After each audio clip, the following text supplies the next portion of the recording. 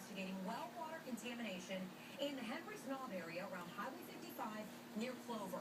I went up in Chopper 9 to give you a better look at that area, which used to be home to a mining operation. Now, in a 9 investigation, I pushed for answers about what's being done and why it's taking so long. Just to wash dishes. Ashley Stewart says her water is a constant worry. The corrosion here around the fixture. She showed us where she says her well water ate through her faucet. If it's damaging metals like stainless steel and aluminum, then it's got to be causing bodily harm. The EPA has confirmed contamination in Stewart's well water. She showed me 2008 test results. Because of the manganese levels. She can't drink the water.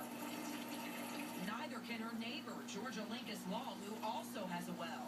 I don't want my health getting any worse. The EPA began testing this area in 2004. The 185-acre Henry's Knob site used to house a kyanite mine more than 30 years ago. Kyanite is a mineral used to create bricks and tile.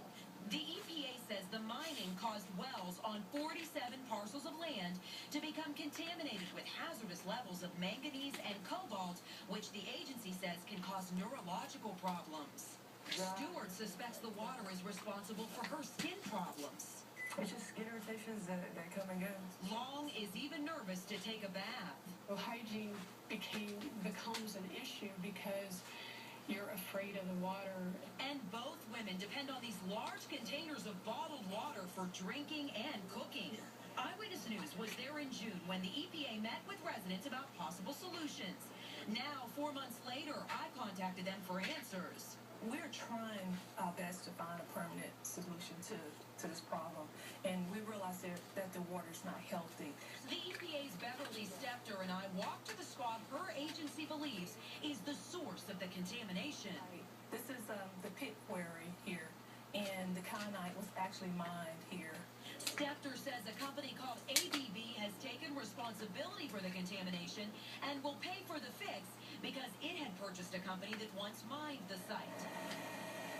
Stepter says the best solution is to hook up a water line to Clover so residents get city water. But these women say they can't afford it. Some people have over 100 acres. Do you see their concern? I understand that, but the water here is not healthy. When I asked why it's taken so long, Stepter told me the process is extensive. But if the water line goes as planned, it could be done in 18 months. For these neighbors, the question now is, what's next? Some may say, why not move? We could not sell our property at all, and we cannot afford to purchase something else, and this was what we wanted to retire on. Now, late this afternoon, I got a statement from ABB saying they've met with residents of 24 homes that are affected. They say they will work with the community on corrective action for the situation. Now, we have a link to ABB's full statement, plus more information from the EPA and our past coverage. It's all on WSOCTV.com. Just scroll over news and click Scene on 9. All eyes certainly on